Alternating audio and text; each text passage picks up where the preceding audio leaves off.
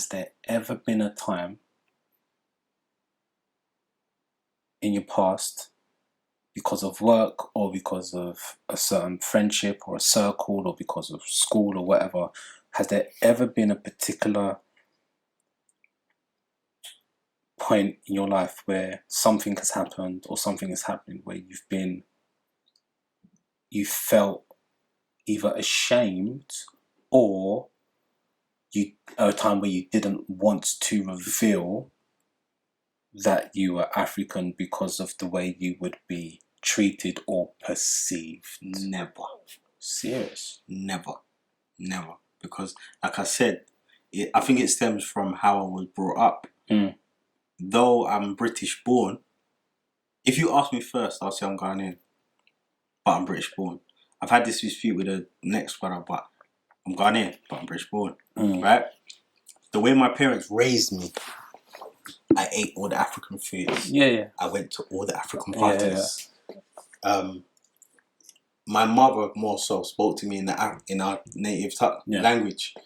So even yesterday, my dad heard me speaking our language. I didn't know you could speak like that because I never used to do it when I was young. I did, but I didn't. I was like, yeah. But can you speak? Yeah. Well, and I understand it. Yeah, fully, 100%. No, man, I can. 100%. You could speak to me. I can cuss in Nigeria. No, but this is the thing. You need to. But it's just. I understand it. But that's what I'm trying to say. But I can't. But then for me, because like I said, because of the way I was raised, a lot of my cousins used to come over from Ghana. Yeah. used to come out from.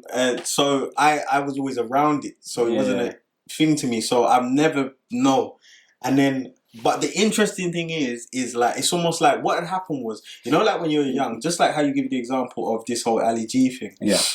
And it was the norm to us, so we never said nothing. It's almost like a day came and I woke up and I was like, rah. Like, it's almost like I never thought about being separated from everyone else. A day came and I woke up and I was like, bruv, I'm actually African, bruv. I'm black.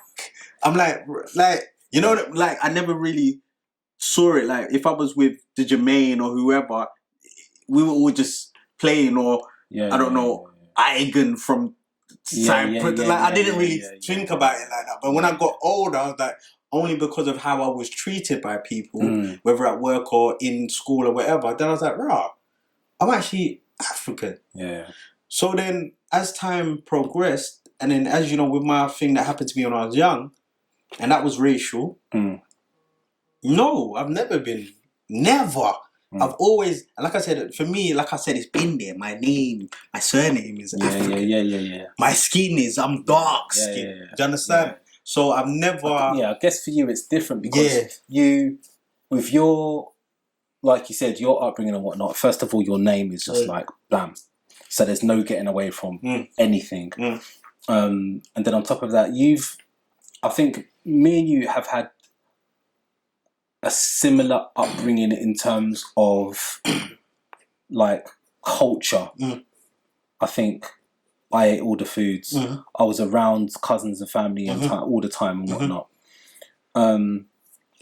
But I think where we differ is you're a kindred spirit. You're quite free.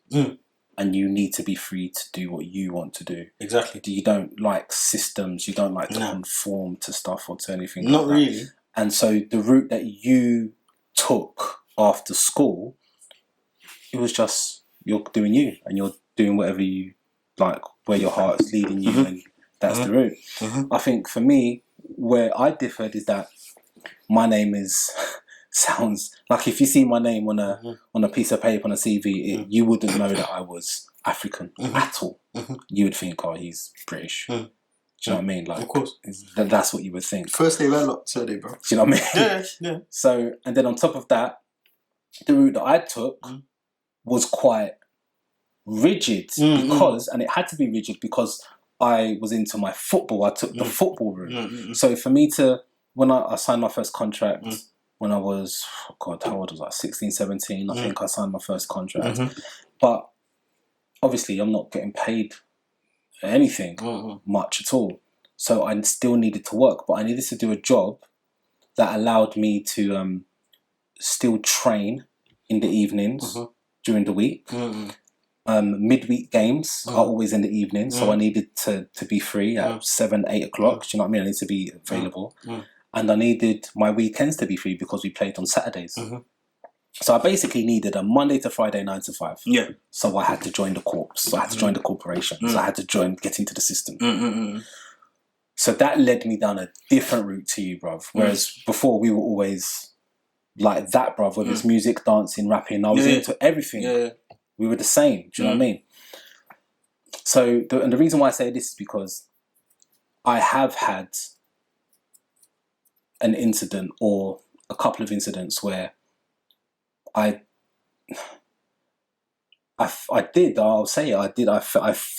slyly felt ashamed to admit that I was African.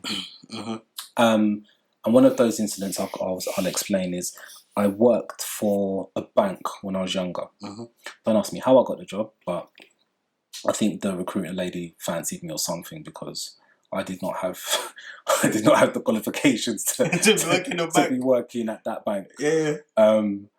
So yeah, I got the job, and I was working as a CSO for a bank, which is a customer service operative. So I won't say the name of the bank, but basically every Thursday we would have a fraud meeting, and the fraud meeting was a meeting where they would take all the CSOs into a room. So there'd be, I don't know how many, like loads of us in this room, loads of us. I'd say maybe 50 of us all in this room. And then the management would start reeling off the stats of things to be aware of on your calls to alert you for against fraud, to just keep you in the know. And because fraudsters are getting cleverer all the time, every week they're getting cleverer, they're trying new techniques, and we would talk to fraudsters all the time trying to get us to give them details or extradite money from someone's account. So we had to, every week they had to be on us and train us up. So part of this fraud meeting was to give the stats of the countries the countries that were frauding the bank the most. So that we were aware and educated of who to look out for. Please believe I'm sat in this meeting room and the management are now going through the countries. I don't even remember who he said was third. I don't remember who he said was second. But bruv. But bruv. Good. Number one. This was like I think I was there for like a month, and this is my first fraud meeting. The number one country that was causing the bank the most concern because of causing the most fraud. Guess what country, bruv? I'll let you guess. Nigeria. Do you know what my insides felt like when they said that, bruv? And you know me already, bruv. Like, I had stuff that had happened with my family. And I didn't feel close to my culture because of the way things had panned out and the way I'd been treated already, bruv. So to already have that going on in the back of my mind, and then to be in that meeting and then say the number one is Nigeria. And I'm sat there, and then instantly I felt so embarrassed, bro. Even though none of them knew that you was from Nigeria. I was Nigerian. Okay. So like it just hadn't, not that I was hiding it, but I just hadn't. Yeah, there's no reason for you to it just didn't come up in any conversation. Like they just know me as first name, last name, and that was it. Can I ask? Yeah. Other CSOs were black also? Not a lot. Majority white. Majority white. Okay. There weren't that many black people in the company. Okay. And not many companies I've worked at have had many black people. Okay, so again, it's like, okay, but when that happened, in my mind, I made the decision to not share it with anyone at that company that I was Nigerian.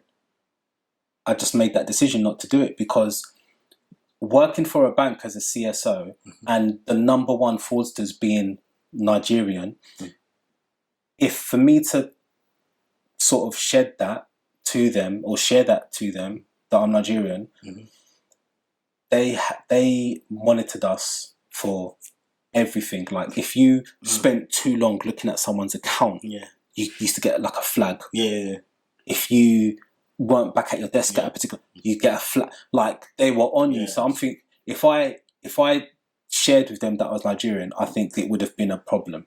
It would have been. I don't think they would have just got me out, but I think the monitoring would have been a lot more. They would have been watching. Yeah, and I just wasn't on it. I just wanted to be treated like my colleagues. No, with that one, I understand it. I think anyone would be like that, depending. It's don't get me wrong. I think over time things changed, and I know lots of Africans that work for banks. One of my friends who has a very African name, first and last name, works for a bank or worked for a bank like 6-7 years ago.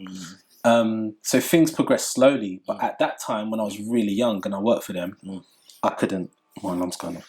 I couldn't. I just didn't feel, and it was my first. It was my first proper job. I just didn't think I could share that with them, bro. Nah, yeah, that's interesting. What would you have done in that situation, do you think? No, like I said, I totally understand. If you had my name, if you were me in that situation, I probably would have done the same thing. Yeah. Because obviously I understand, it's like, though, I've got a free spirit, but I've had to, because we live in a system, it's about obviously letting the system work for yourself, but because of how I was brought up, like education was important. So going to work, my dad was the head of the house. That's what he did. Educated, go to work. You understand? So with that being said, if I was in that position and I had your surname and I'm there and they're talking about my country is the country, or my heritage country is the top fraudsters and whatever, I just wouldn't say anything. I wouldn't. For me, I wouldn't feel ashamed or be like, I just want to say that. But you know what? Do you know what the shame was? It's like, because you always hear about the 419 crew, you know what I mean, and the fraudsters. And, like, if you're not from Nigeria and you go to Nigeria and whatnot, you're definitely you're losing money somewhere. Someone's going to be taking. Like, do you know, it's the norm. I've grown up knowing that. I know Nigerians that have been caught out. My sister went to Nigeria. Like, it happened to her. She speaks the language. Do you know what I mean? Like, I'm used to it. So when I say that I was ashamed, it was just like, it was one of those eye rolling like type of ones. Like, it's followed me even here. You know what I mean? It's like I'm trying to do this thing. Do you know what I mean? Just leave me now. Leave me, bro. So like it was one of those ones that I was just like, oh God, say. But then as they're talking about, I'm realizing, no, but this affects my money. This affects my livelihood, my job. And it's like, and as an African, like, I wanted to be proud of, you know, my country and where I'm from and whatnot.